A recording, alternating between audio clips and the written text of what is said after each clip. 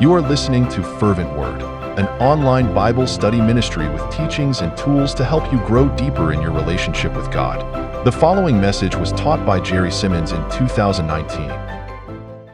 As we head into the book of Psalms for the next few weeks and consider the many different things that the Lord has for us, as we work our way through the Bible in 3 years, we are seeing a variety of different types of passages, different types of ways that God speaks to his people and through his people. And it's important to understand as we head into the book of Psalms that here in the book of Psalms, we are dealing with poetic writings, poetic type passages, as opposed to a narrative where in Genesis and Exodus we have the telling of the story of the things that took place and recounting the events that happened in the history that was involved. In the Psalms, we sometimes have narrative, but largely the Psalms are focused on other types of things. And as a poetic work, it's an artistic expression. So it's not necessarily a direct teaching all the time. It's not necessarily focused on communicating doctrine all of the time. It's more an expression of what the person, the author, is experiencing. And sometimes it's the telling of a story. It's the journey through an experience. So starting out, at the beginning and where I was when I began and what I was going through and what I was experiencing and how the Lord brought me through and where I ended up at the end. And so there's important things to consider as you work your way through the Psalms, understanding that, the interpretation needs to take into account the type of passage that it is. The book of Psalms is a collection of worship songs. Now, I could say that, and then we could look at it and go, this doesn't look anything like, what we typically would consider a worship song. Half the lines don't even rhyme, where's the verse, where's the chorus? I don't see a bridge in here. It's not structured exactly the same as we would structure a song. It doesn't sound the same, but for something to be poetic doesn't just mean that it rhymes, right? Roses are red, violets are blue. That's a very simplistic understanding of literature and poetry. There's more to poetry than that, but it's an easy way for us to identify poetry. But as we look at the book of Psalms, well, first of all, we need to understand it was written in Hebrew.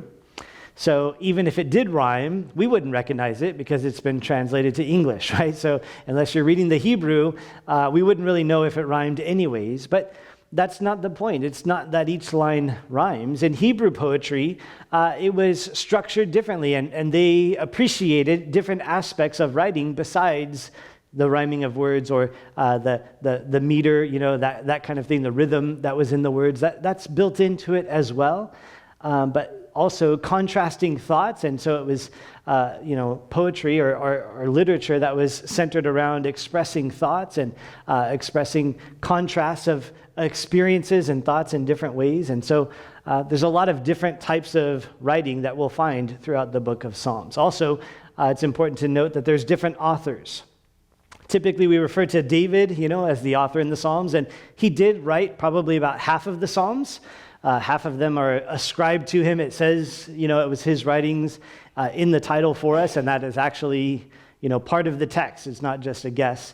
But then there's a lot of Psalms that don't particularly say an author, and David might have written many of those. We don't know for sure. But then we also have other authors, like Moses. He has a psalm in here, and the sons of Asaph, and different guys and people that the Lord inspired. And so there's a variety of authors coming from different experiences, not necessarily trying to directly state teaching, but to instead relate experience and to express in an artistic fashion something that God has done in their lives. And so it's a lot of variety in the book of Psalms and some great insights from a lot of different perspectives, but it does take a little bit more effort for us to kind of stop and work through the thoughts and work through the pictures that are being painted and walk through the experience that the author is seeking to communicate with them. And so I would encourage you to do that, to spend some time in the Psalms, and it's easy to, they're shorter, so you just kind of read through it, and it's like, okay, got my chapter done for the day, but maybe go back and revisit it a couple times and try to think about the account that is being articulated, the feelings, the experiences that are being expressed through this psalm. Well, as we jump into Psalm 13 in particular this morning, we are looking at a psalm that was written by David. And so as we look at this, I've titled the message, Pursue God's Heart with Feeling. I want to encourage you this morning to pursue God's heart. That's a call back to our Wednesday night studies that we did through 1st and 2nd Samuel, looking at the life of David. And David is called a man after God's own heart. And that doesn't mean that David automatically had God's heart, that he was just born with it, that he always knew what God knew and thought what God thought and felt what God felt and, prioritized what God prioritized. That's not what it means. The fact that David was a man after God's own heart meant that David pursued. He didn't automatically have God's heart, but he worked hard. He strove to find out what is important to God, what does God care about, and he made that his own care. He made that his own priorities. And so we refer to that as pursuing God's heart. And as we look at David's example this morning here in this chapter, in this psalm, pursue God's heart with feeling. David was a man who experienced a great range of feelings and emotions. And in many ways, he sets for us a good example so that we can look at how to process, how to handle, how to experience those feelings, and then come to a place where we seek after the heart of God and put God first in our lives. And so there's a great deal that we can learn from David in his example. He experienced high highs and low lows. He experienced a full range of emotion. I like what Pastor Warren Wiersbe says in his introduction to the Psalms. He says, you will find in the Psalms a full range of human emotions, from ecstatic joy to despair and contrition. You will also find a revelation of God that brings comfort and encouragement when you trust him. No matter what your circumstances or feelings may be, there is a psalm that perfectly fits your situation. And many of us have found that to be true. We've walked through things, and the Psalms have brought great comfort as we can identify and recognize, even though we know the Bible says, that our temptations and the things that we go through are not just, something that we only experience, but it's common to man.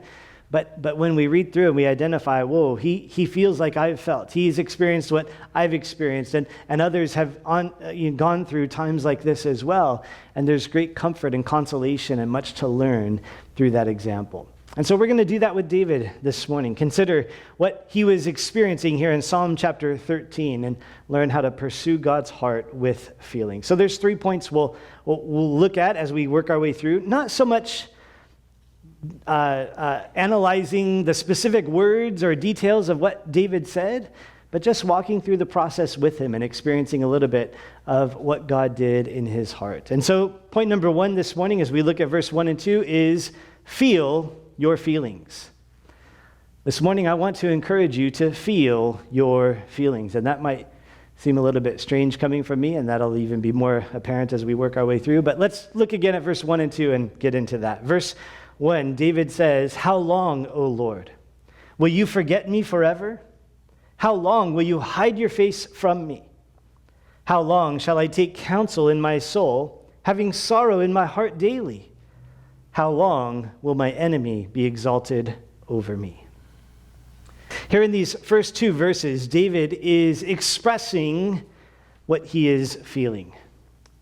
And you can look through these verses and start to identify some of the feelings, some of the emotions that David might be experiencing. How long, O Lord? He's in the midst of a trial. We don't know the specific circumstances of this trial. We don't know exactly when this was happening in his life. But whatever was going on, he's been in this situation for a long time. He's feeling perhaps impatient. How long? When is this going to be over? When is this going to end? He's feeling perhaps despair. This is never going to end. I'm just stuck here, and it's been forever. He says, will you forget me forever? He's feeling perhaps abandoned, feeling like God has just left him. God has forgotten about him. And is it going to be forever? It feels like forever. How long will you hide your face from me? Perhaps David is feeling some loneliness. He feels distant, separate. like God's been hiding from him. He feels alone. In verse 2, as he says, "How long shall I take counsel in my soul?" It describes a wrestling or a struggling within his soul as he sorrows in his heart daily. The struggle that he's experiencing, the sorrow that he's wrestling with is not, every once in a while he's reminded of it and, has to work with it and deal with it. But he is on a daily basis working through, wrestling with, dealing with great sorrows that have been going on forever. And he feels all alone and forgotten, abandoned. How long will my enemy be exalted over me? He feels that the enemy has won. He feels the despair of loss, and the battle is over, is how he feels, but he just hasn't got to the end of it yet, and he's already lost. And so David here expresses how he's feeling. Now, he does this a lot throughout the Psalms, and he's really good at this. David is a great example, and he's able to articulate his feelings and what he's experiencing in that way. Now, as I look at these things and share these things with you this morning, I am no expert on feelings. And those of you who know me, I don't have to tell you that, but some of you don't know me that well. So let me tell you that. I am no expert on feelings. Most of my life, I've been convinced I don't have feelings. I'm not really an emotional guy. I don't really experience it. I see and I read about emotions. I read through Psalms for many years, just kind of perplexed. I see the things you're saying, but I just don't recognize, it doesn't register with me. And so it's something that I'm learning and growing in, but definitely not an expert on. As it comes to feelings, I have learned that I do have feelings. I've learned that they affect me a whole lot more than I thought they affected me, that they impact, my energy level, they impact my day, my mentality, my direction, my focus. They're actually a bigger part of my life than I would have ever thought, especially the further back you go in my life. The younger I was, the more I just thought that was just, hey, I go back to give me facts, give me figures, give me math to work out, logic to, and I can live by those things. And feelings, that's just fluffy stuff that doesn't really matter. I don't know why people are so caught up in those things. It doesn't really matter. That would have been my attitude in my younger years. But having come from that background, well, I've learned a lot, but I feel like when it comes to feelings, I basically have the capacity to express, to feel, to articulate feelings like a box of 8 crayons. Give me a box of 8 crayons, and the expression that you can give with 8 crayons, I have a red, a blue, a yellow, a green, it's there's some different variation in colors, but it's very limited. I half the time, have a hard time just understanding what I'm feeling myself. And then, Kim's trying to find out, well, how are you feeling, or what are you feeling? And I don't have any idea. I know I'm feeling something, I know there's some kind of color there, but I'm looking at the colors and I don't know if any of these really fit, I don't really know what it is that I'm feeling. Now, some of you are not limited like that. You don't have a box of 8 crayons, you have a box of 64 crayons. And you don't have one blue, you have 5 shades of blue. And you could say, well, I'm feeling happy, but this shade of happy, not that shade of happy, and you're able to articulate and identify, and you're able to recognize the feelings that you're experiencing to great degree and with greater precision. Now, maybe you don't have a pack of 8 crayons. Maybe you don't have a pack of 64 crayons. Maybe you have this new one I'd never seen before, 152 crayons. Now, they didn't have this when I was a kid, I tell you that. 152 crayons. You don't have 5 shades of blue. You have 20 shades of blue, right? You have all this variation. And there is the different kinds of ways that we as people are able to process and understand and recognize our emotions. I think David was one who maybe had the box of 152 crayons. He was able to recognize the different emotions that he had with great detail and precision and articulate that and express that. And we have a record of it here in the book of Psalms. And some of you, perhaps you have these different shades, but then it goes on, emotions they're hugely complex. And you might be able to say, well, I'm not just happy, but I'm also sad. And I don't just feel one emotion at a time. That's pretty crude, just one color at a time. No, I feel happy and sad and excited and rejected. And, there's this combination. And some of you even would take it a step further and you say, well, I felt, I think of it in my head anyways, like when you go to the doctor and the doctor says, well, how much does it hurt on a scale from 1 to 10? Right? Well, sometimes it's hard just to identify like exactly, precisely, it hurts right there. Like, does it hurt there? No. Does it hurt there? And then you squeeze, oh, right there. That's where it hurts. Okay, we found the spot. Okay, now, how much does it hurt? Scale of 1 to 10. And that's important because sometimes it's hard for us to articulate, like, how much exactly does this hurt? Is it, the worst pain in my life, or is it hardly any pain at all? And by giving that scale, it gives us a place to kind of measure and say, okay, I think it's a 4 or a 3 or a 7 or, whatever it might be. And I think in a similar way that there is that capacity perhaps for you to say, hey, I'm on a scale of 1 to 10, I'm 8 on the happiness level, right? But I'm also a 4 in the guilty level. And I also feel, loving on a 7 level. And then 30 seconds later, it's a whole different set of values. And then the next day, it's a whole different set of values, right? There's this complexity, and perhaps you identify that to that degree, and perhaps you don't. But here we have David kind of expressing these things. And again, I share them with you not as an expert, but as a way to help you understand there is this kind of complexity, there is this kind of capacity, and whatever degree we experience these things, the important thing is, the thing for us to walk away with is your feelings are designed for you, to feel them. You might be able to express them, you might be able to identify them, you might be able to articulate them, you might be able to, do all kinds of this categorization, but the important thing is, do you feel your feelings? It is important to do. It's something that God has, designed and put in you, these feelings that you have, this capacity to feel. And there's a need for us to feel it, even perhaps when you prefer not to. There's some feelings I don't want to feel. But the feelings that I'm feeling are feelings that I need to feel. And I can try to run from my feelings. I can try to hide my feelings or suppress my feelings or distract myself from my feelings. But those are not healthy ways. Those are not good ways to process what it is that I'm going through. In fact, the feelings that I'm feeling are feelings that, I need to feel. I need to experience. I need to walk through. I think of it like a sense of touch, right? We like our sense of touch. It's important to us. It's valuable to us. That sense of touch, though, is also what gives us the capacity to experience pain.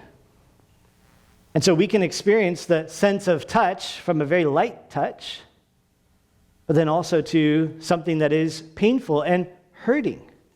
Now, the fact that we feel, we would love to say, I would just, never feel any pain. But the problem is, if I never actually sensed the pain, then I would begin to experience great damage to my body. Because that sense of pain triggers an alert. Hey, your hand is on the grill. You need to move it fast because something is going wrong otherwise. And it's an alert. It's a system that is designed to help us recognize when something is wrong. And our feelings are a similar way, that we have feelings and we like the good feelings, and there are other feelings that we would rather not have, but those feelings are just as important because, they're alerts. They let us know where we're at and what's going on so that we can take some appropriate steps, so that we can address the situation that's at hand. And so here's David saying, how long, O Lord? Theologically, he knows a lot about God. But that does not keep him from feeling abandoned, impatient, alone. He's experiencing these feelings because of what he is going through. And so he has the sorrow, he feels forgotten, he feels loneliness. And the greatest difficulty perhaps of this whole combination is the length of time in which it's taking place. An old commentator named Andrew Fuller says it this way. He says, it's not under the sharpest, but the longest trials that we are the most in danger of fainting. A lot of times we can experience great pain, but hey, if it's just for a short while, no problem. But sometimes it's those ones that draw out there. I've been dealing with this for such a long time. And that's where David is, feeling this way for a long time, and he's feeling faint. How long is this going to go on? How much longer can I deal with this? Here's David feeling these things. Pastor David Guzik says this: God has given us feelings as an expression of his image in us. We can feel anger, love, care, sorrow, and many other feelings because God feels those feelings. In this sense, feelings are a gift from God and a sign that we are made in his image. Something important for us to remember is that the capacity to have these emotions and feelings are part of how God has designed us. Now, some of you don't need to wrestle with that. You already know, this is no-brainer.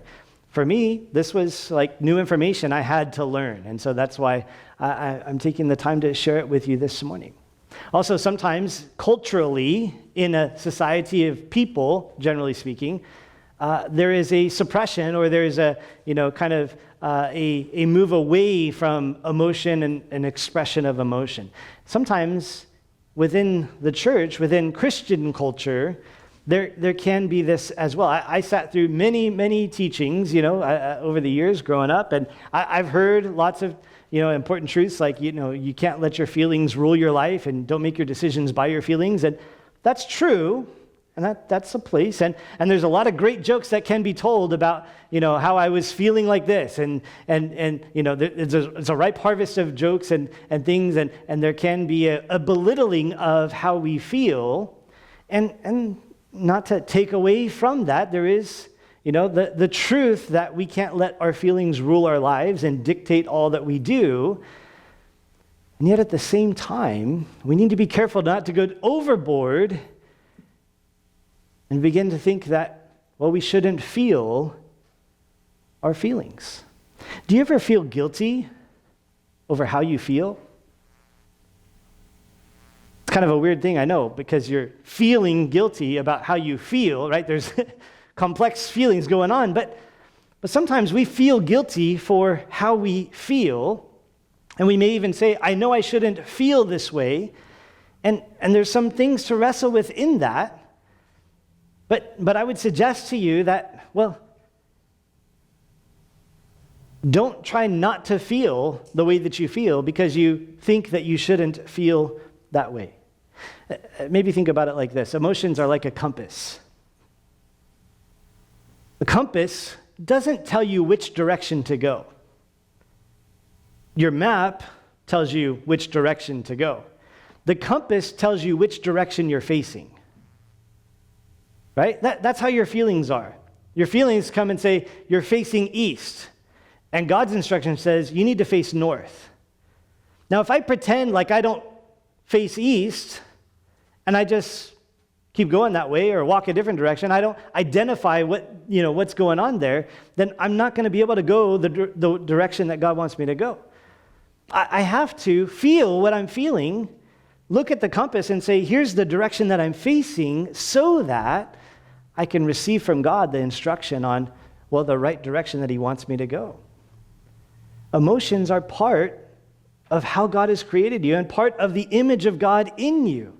God gets happy. God can be sad. God gets angry. God hates. God experiences emotion probably in a way that we will not understand, especially this side of eternity, maybe never, but God has the capacity for these things.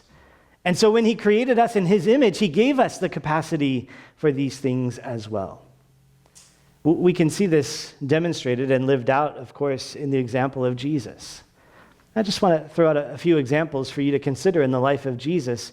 In Mark chapter 3, verse 5, Jesus, it says, and when he looked around at them with anger, being grieved by the hardness of their hearts, he said to the man, stretch out your hand, and he stretched it out, and his hand was restored as whole as the other. In dealing with the religious leaders on this occasion in Mark chapter 3, as they had kind of set this trap for Jesus and were trying to, attack him in this way, Jesus experiences some emotion in the midst of the situation.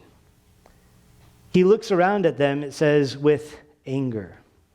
Jesus became angry. And the familiar picture of that is Jesus overturning the tables. That's another example of that. But here's Jesus looking at a crowd of people who are, kind of trying to work against him, and he experiences anger. He's upset. He's frustrated. He doesn't behave sinfully as a result. That's what we often will do, right? But in your anger, do not sin. The anger itself is not necessarily sin. But if you allow that anger then to take you down a path of sin, that's a different thing. But the emotion itself, well, it's meant to be felt. Jesus felt angry, and he felt grieved. He felt sorrow over the hardness of their hearts. He was saddened at the condition of their hearts as he looked at those religious leaders. On another occasion, when Jesus sent out the 72 disciples to go and preach the gospel of the kingdom of God, they come back and they have great things to share, great reports about what God did in their midst. And in Luke chapter 10, verse 21, it tells us, in that hour, Jesus rejoiced in the Spirit and said, I thank you, Father, Lord of heaven and earth. And here Jesus, as he hears the report, as he receives these guys back, it stirs up within him emotion in the Spirit, rejoicing, joy, happiness. And sometimes we might picture Jesus, as just kind of like even, stern perhaps. But I think Jesus laughed probably more than Pastor Pooley. Like, he probably had, I don't know. I'm just making this up, of course. But we don't have a record of it. I wish we had a recording of Jesus' laugh, but we'll hear it one day.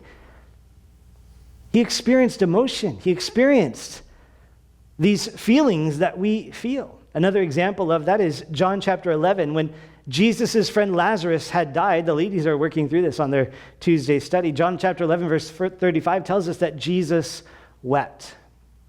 He experienced sorrow to the point of weeping. And I don't know about you, but I don't like the feeling of weeping. That is like the worst feeling. Second to hunger. Hunger is the worst. But second to that is weeping, cry. Oh man, it's the worst. But here Jesus, he wept. It was it was a real weeping from what he was experiencing. Even illustrated a little bit further in John chapter 11, verse 38, it tells us, then Jesus, again groaning in himself, came to the tomb. It was a cave and a stone lay against it. Jesus was groaning in himself. Have you ever sorrowed like that? Where you have that internal, that groaning, that wrestling, that aching, that Jesus was experiencing that. And what's significant about this is that, in 30 seconds, Jesus is about to raise Lazarus from the dead. Now, if I'm Jesus and I know I'm about to raise Lazarus from the dead, then I can just skip over the grieving part of it, right? Because of what I know. I know he's going to be alive in just a few moments. So let me skip over the grieving. I don't want to weep. I don't want to groan within myself. I don't want to experience those things. So let me just jump to the good part, right? And that's how we can be sometimes in our lives. And that's why this morning, again, I make the point, feel your feelings. Jesus could have just skipped over this, but instead he wept. He let himself feel the experience of what he was going through. And none of us would want to groan within ourselves, but he experienced that. It was part of what the Father was doing and allowing. And in a similar way, we need to feel what it is that we feel. And sometimes we try not to feel our feelings in a variety of ways. There's all kinds of techniques that we have. Sometimes it's just by sheer willpower, right? It's just like, I'm not going to feel that way, and we're just determined, and we try to, make ourselves, just real men don't cry, and we just try to be determined not to feel that way. Sometimes we handle our feelings with distraction. Well, if I'm just like sitting here quiet, I'm going to feel all those feelings. So let me go do something, do activity, get involved in something, go do something fun perhaps, or just something that takes my mind off of so I don't have to feel what it is that I'm feeling. Sometimes we try to drown out the feelings, suppress the feelings, And so we perhaps you chase after substances or alcohol I don't want to feel that. And so I try to numb myself to the feeling so I don't feel what it is that I'm feeling. Sometimes we try to deal with our feelings by pursuing a different feeling. I don't want to feel that, so then I try to, immerse myself in something else that will give me a different feeling, so then all I can feel is that, and I don't feel the feeling that I don't want to feel. It's all bad ways of handling the feelings that we're experiencing. No, what we need to do is to feel our feelings. Let yourself feel them. Let yourself experience. I know they're not always pleasant. And sometimes we withhold from ourselves the good feelings as much as we withhold ourselves from the bad feelings, or what we would classify as bad feelings. But we need to let ourselves experience it. I was thinking about this last year when my grandfather died, and I experienced emotion as a result of that. Not surprising, right? But his death was a surprise to us. We went up there to celebrate his birthday, and we knew that there might be some health issues, but we weren't expecting that, within the time that we were there, that he would actually enter into eternity. And sitting beside his bed in those final days and hours, I found myself wanting to say all kinds of things to him, but literally being completely unable to, because of the level of emotion that I was experiencing. Everything I would try, every time I would open my mouth, I was overwhelmed with the emotion. And it's easy to want to escape when you're feeling that emotion, when you're feeling that level of intensity, when you're feeling those kinds of things. It's easy to not want to feel that, to do anything we can to not feel that. But it is also important for us to feel that, to let ourselves experience what it is that we are going through. There was the opportunity, if I wanted to, for me to do the funeral service for my grandpa. And I was really tempted by that, because that would be a great distraction for me. Instead of having to feel what I'm feeling, I could feel other things like anxiety and nervousness over preparing to, put together everything and, speak in front of everybody. And I could busy myself with, schedules and preparation and all of these things. And I decided I didn't want to do that. I needed to feel. This is my grandpa. I needed to feel, what's it like to lose a grandpa, to be a grandson without a grandpa? What's it feel like? I needed to feel that. I didn't want to, but I needed to. You need to feel your feelings. What if I told you that my commute was really rough? I came up to you, I said, man, my commute is just so hard. It's just such a burden. And man, it's just such a struggle. Every day my commute is so hard. And we began to talk, and you find out, wait a minute, you only work 5 miles away from your house. Why do you think your commute is so hard? Well, it's just every day, man. It's just like such a struggle. I get up every day and I push my car 5 miles to work every day. You say, well, what? Why do you push your car to work? That's not what it's for. Of course it's a struggle. Then no wonder it's a burden, your 5 mile commute, because you're using your car wrong. It's not meant to be pushed. Get in and drive, and you'll find, hey, there's no burden at all. Now, I'm not trying to rub my commute into all of you. I apologize for that part of it, but I think it's a good illustration. Listen, you come and you're like carrying all these burdens, and it's like, hey, you're doing it wrong, perhaps.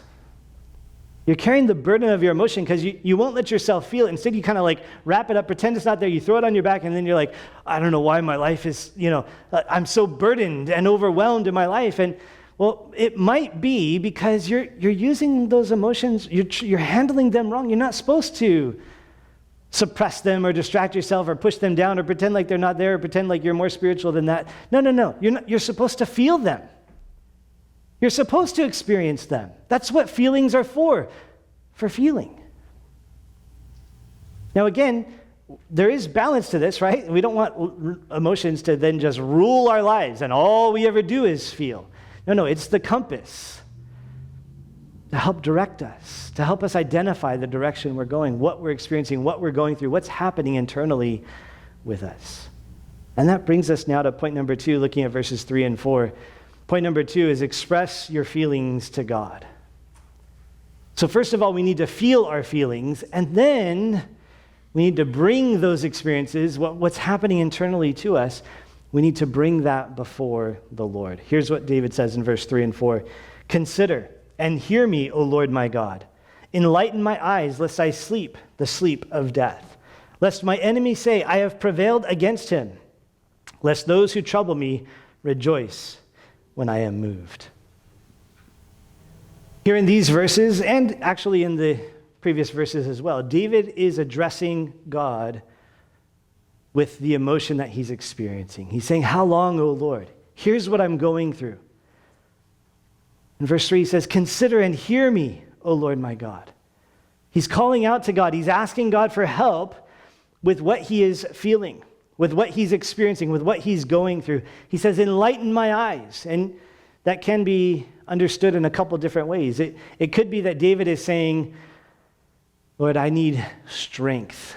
And enlightening the eyes is a way, poetically perhaps, to say, to be revived and renewed and recharged so that he would have the strength to face the things that he's facing. But enlighten my eyes also might be, Lord, give me understanding. Help me to see these things through your perspective, that I would have your sight and not my sight, and not be limited in my understanding of this.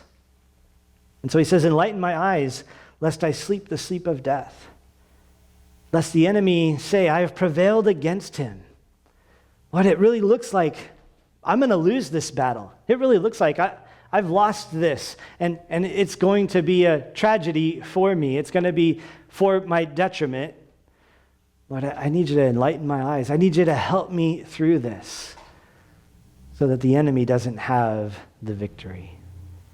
G. Campbell Morgan says of this passage, he says, this is a lesson of profound value.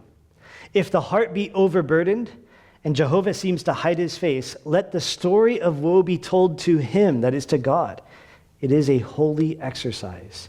Men may not understand it. They may even charge us with failing faith. Again, as I shared, sometimes there is that negative perspective from people around us, even Christians around us. Oh, you shouldn't be feeling that way. But the appropriate thing to do with feelings, even that we think we shouldn't be feeling, is not to not feel them, pretend like they're not there, pretend like, we're not experiencing them. But no, whatever it is that you're feeling, go talk to God about it. Bring it to the Lord. Feel like God is distant? You feel like God has not been there for you? You feel like you're overburdened and God has hidden his face? Go talk to him about it. Express your feelings to God. Call out to him with the burden that is on your heart. Let him know. Talk through those things. This is what we need to do with the things that we're feeling. We need to feel them first, but then as we're feeling them, we need to bring them before the Lord and lay them at his feet.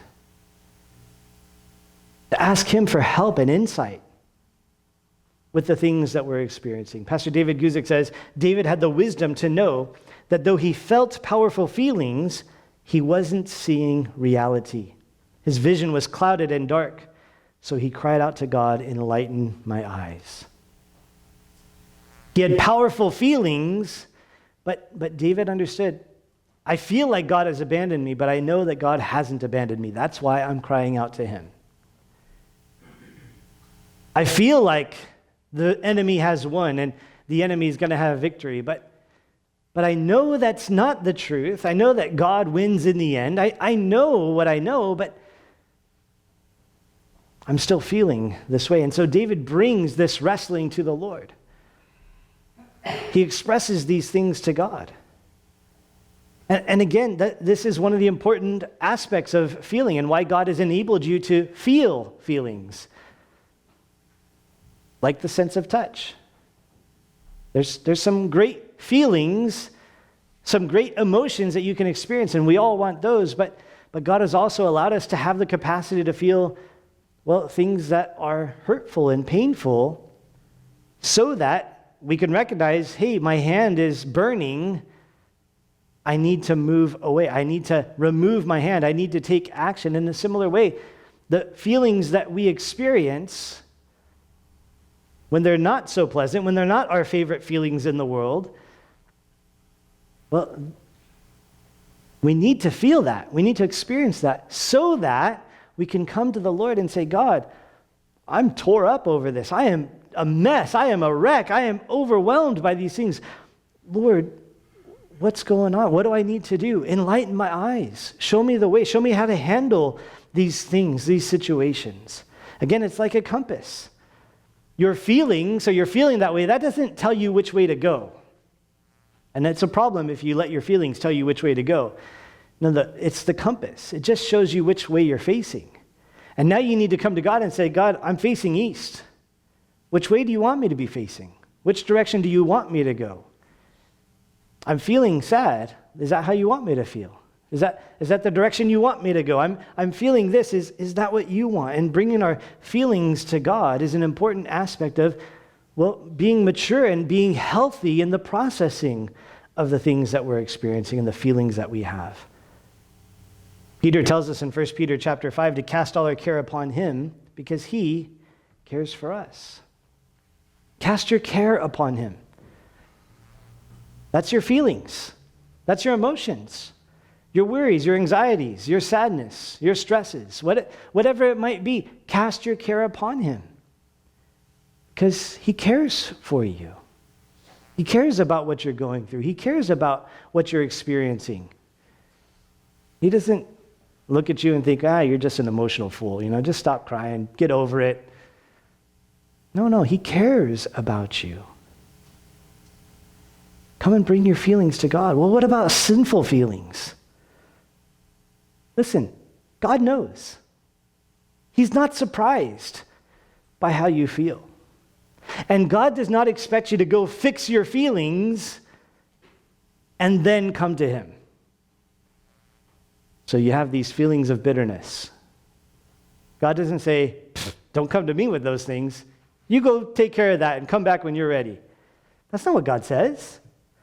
We can't deal with the issue of bitterness and the feelings that we have on our own. We can't. How do we deal with those? We have to bring them to God. Before we can bring them to God, we have to feel them and recognize, here's how I'm feeling. I feel bitter. I feel angry, and not in a righteous anger, but I feel anger in an unrighteous manner. And as I feel that, then I can come to God and say, God, here's how I'm feeling. Not coming to God and pretending, I'm fine, God, I don't feel that way. That's how many times we try to do it. We just, mind over feeling, mind over matter. Like I'm just determined, I'm not going to feel that way. Yeah, you can't do that. No, you need to come to God with an honesty, with a genuineness. God, here is how I'm feeling. Don't be like Adam and Eve, right? In the garden, trying to cover up and hide their nakedness from God. Like, that's how you ever think about that? Sometimes I go before the Lord, I try to pretend I'm not feeling it the way I'm feeling. It's like, I'm just like hiding a little fig leaf, like just, God can't tell, I don't actually have any clothes on. God can't tell I'm actually feeling this way. No. Go before God and be honest and genuine. This is how I'm feeling. This is where I'm at. And that way God can begin to do the work in you that needs to be done. And again, there's a huge range here. So I'm kind of focusing on, maybe the negative aspects of emotions more than the positive, but both are true. You're happy, you're celebrating, express it to the Lord. Rejoice in the Lord. You're sad, you're sorrow, you're struggling with things, you're overwhelmed by intense emotion, bring it before the Lord. And then that gives us point number 3 in verse 5 and 6. Trust God more than your feelings. First, we need to feel our feelings. Then we express them to God. And then, with God's help, we can come to a place where we trust God more than how we feel. Verse 5. But I have trusted in your mercy. My heart shall rejoice in your salvation. I will sing to the Lord because he has dealt bountifully with me. David here concludes this psalm in a completely different state than how he began. He began in great despair. Oh, Lord, how long? I've been dealing with this for so long, and I'm feeling all of these things. It's intense, it's hard, it's difficult, I'm struggling. But he ends, it's a short psalm, but he ends this psalm in a completely different state. Charles Spurgeon says it this way: what a change is here. Lo, the rain is over and gone, and the time of the singing of birds is come. The mercy seat has so refreshed the poor weeper that he clears his throat for a song. If we have mourned with him, let us now dance with him. We've mourned with David. We've experienced the difficulty and tragedy, those emotions. We've walked through that a bit now. He says, now let's dance with him. Let's celebrate with him. Let's experience the other end of the spectrum with our emotions as well. There's a transformation that has taken place here. And what has changed? Well, there's no indication actually from the passage that his circumstances have changed. But what's changed is he's had some time with God. He's met with the Lord and been reminded of some important things about God, like God's mercy. God withholds from us the judgment we deserve, and he never deals with us according, to the amount of judgment that we deserve to be dealt. I've trusted in your mercy. David comes back to the mercy of God, the goodness of God, the grace of God. And he's able to trust in God. He's reminded to trust in God. He's directed to, okay, I can hold fast to God, even though I feel abandoned, even though I feel like God has left me alone and I'm all alone and he's just been gone away for such a long time. Even though I feel that way, I can trust in the goodness and the mercy of God. I'm going to grasp hold of God. And my heart shall rejoice in your salvation. For us as believers, we can always rejoice in our salvation. Even if there's great tragedy in our life, even if great difficulty in the things that we experience, there is the reality of salvation, the reality of our sins being forgiven, and the promise of eternity that we can be reminded of and come back to and trust in God for. And as David is reminded of God's salvation and his mercy, it brings him to a place where he's ready to sing to the Lord.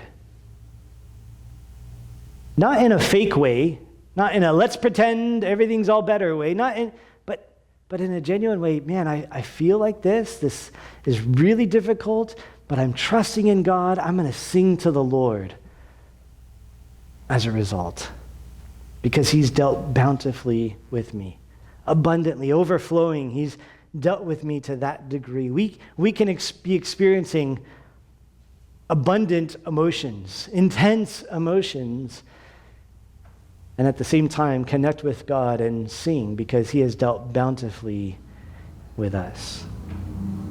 Pastor David Guzik puts it this way: our feelings are affected by our fallenness. We can't trust our feelings because of this. In this sense, it was right for David to feel these feelings and good to take them to God, but he should never accept the reality of feelings as real reality. Especially when our feelings are intense. It can seem like the way that we feel is the way that things are. But Guzik points out, David recognizes, I feel this way. But even though he feels abandoned by God, he goes to God in prayer. He's modeling for us. We walk by faith and not by sight. I might feel like God's 1,000 miles away, but I'm still going to cry out to him and call out to him because I know he's right here, even though I feel like he's far away. I'm not going to base what I do and try to relate to God on the basis of what I can see, but I'm going to believe God at his word. And let him tell me what reality is, not how I feel about things. And as he connects with God in this way, as he draws near to God, he meets with God, and God meets with him, and he comes to a place where he can trust God even more than how he feels about the situation. He can believe what God says about it more than what he feels about it. Pastor Warren Wiersbe puts it this way: faith does not always give answers, but it does give encouragement.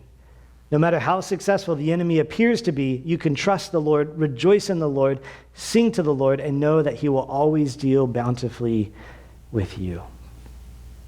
Coming to the Lord with our emotions, with our feelings, doesn't mean those feelings necessarily go away immediately. It doesn't mean that circumstances change immediately.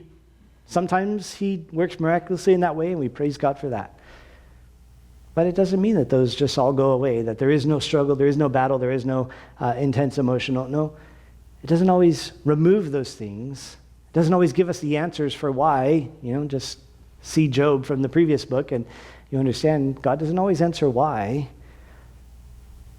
But it does give us encouragement.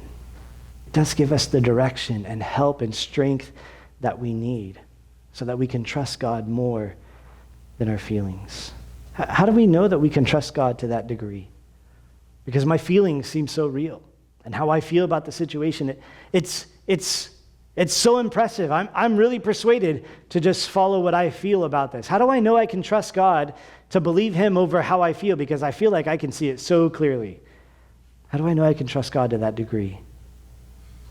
We know we can trust God to that degree because of what he has done for us. He loved us so much that he, being God, became man to come to this earth, to live the human experience, and then to die upon the cross for our sin. You can trust God that much because he's demonstrated once and for all at the cross that he has loved you more than you can ever know. Paul tells us this in Romans chapter 8, verse 31 and 32. What then shall we say to these things? If God is for us, who can be against us? He who did not spare his own son, but delivered him up for us all, how shall he not with him also freely give us all things? Paul says, look, if God is for us, who can be against us? And here's the reality. God is for you. The reality is God is for you. He loves you. That's why he died upon the cross for you. He knew everything about you, all of your feelings and experiences and all your bad decisions and all your sinful behaviors. They were laid out before him. He looked at all that. He looked at you and he said, yeah, they're worth it. He's worth it. She's worth it. I know what they're like. I know what's going to happen. I know what they're going to do, but I love them. I'm going to die for them. I'm going to wash their sins. I'm going to give them opportunity to know God and walk with him. God's for you. He goes on to say, if God didn't spare his own son, your greatest need ever, the greatest expense that God has ever spent on you is his only begotten son, Jesus Christ, dying upon the cross for your sin. Now, Paul says, look, if God gave you that, he gave you the billions and trillions of dollars that you needed, covered your debt, how much more is he going to give you the little candies that he has in the bowl on his desk, right? Like, of course, no problem. You want a lollipop? Yes. Not to minimize the things that we're going through and experiencing, but in comparison, what we're facing and the things that we experience in this life, they are much less costly than what it took for us to be forgiven of our sin. Of course, if God gave his only son, how much more is he freely going to give us everything else that we need? Everything that's best for us, everything that's good for us, God's going to do that. He's going to work that in our lives as we walk with him. Of course he is. You can trust God more than your feelings. He's proven it once and for all. And we get to reflect on that and consider that this morning as we finish up our time together with the time of communion, where we stop and remember, where Jesus gave us these elements to remember what he has done for us. He gave us the bread and the cup. He said, look, this is my body, which is broken for you. This is my blood, which is shed for you. Do this often. Do this repeatedly in remembrance of me. Remember what I've done for you. Remember that you can trust me more than your feelings. Now, the fact that we're remembering Jesus at the cross also reminds us that we can come to God with our feelings. Number one, because we know that he knows them. And trying to hide and pretend like they're not there, that's not effective. God sees right through that. But also because we know that Jesus experienced feelings. He went through, he walked through, We can come to God and express what it is that we're going through with him. Because he's our sympathetic high priest. He walked in our shoes and experienced humanity without sin, but humanity nonetheless. And part of humanity is the capacity to feel the emotions that we experience. So we have this opportunity to come to the table and remember what Christ has done for us. Remember how much he loves us. We have this opportunity to, in those conditions, bring to him what it is that we're going through. And I want to encourage you, Kim's going to come up and lead us in a time of worship. I want to encourage you during the song, and maybe not literally, maybe you can if you want to, but maybe write your own Psalm 13. That you would express your feelings to the Lord. Say, God, this is what I'm dealing with. This is what I'm going through. This is what I'm feeling. I don't want to hide or pretend like I'm not feeling this. I don't want to, I need to feel what I'm feeling, to take a good look at that compass and recognize this is the condition of my heart. This is where I'm at. This is what I'm looking at. Bring that to God and say, God, here's where I'm at. Here's what's going on. I need you to help. I want your help. I need you to guide me and instruct me in this. And as you meet with the Lord and come to the table and meet with him and remember Christ, we could walk away trusting God more than how I feel about the situation, trusting God more than what I think about the situation. It may feel like God's a million miles away, but let the cup and the bread remind you he's right here in your midst. He loves you greatly, so much that he died upon the cross for you. In his last hours, Jesus felt betrayed by Judas. He felt exceeding sorrow in the Garden of Gethsemane, even to the point of death. He felt abandoned on the cross. He cried out, my God, why have you forsaken me? He felt shame hanging there naked upon the cross, exposed, but he also felt joy. Hebrews 12:2 tells us, looking unto Jesus, the author and finisher of our faith, who for the joy that was set before him endured the cross. Despising the shame, there was shame, but even in spite of that, he looked at us, he looked at you, he looked at me, he said, joy, it's worth it. And he experienced joy giving himself on my behalf, on your behalf, so that we could come to him in openness, genuinely, honestly, with what's really going on inside. And so let's take this time to connect with him, to pursue God's heart with the feelings, not hiding them, not pretending like they're not there. As Kim leads us in this song, the ushers are going to pass out the bread and the cup. And anytime during the song, you're free to partake as you write your own Psalm 13 and express your feelings and feel your feelings and talk to God and meet with him and can trust him. You go ahead and partake between you and the Lord as you worship him and walk with him. And Kim will give you an opportunity at the end to partake if you don't during the song. But let's worship the Lord. Let's connect with him and let him minister to us about how we feel. Let's worship him together. We pray you have been blessed by this Bible teaching. The power of God to change a life is found in the daily reading of his word. Visit ferventword.com to find more teachings and Bible study resources.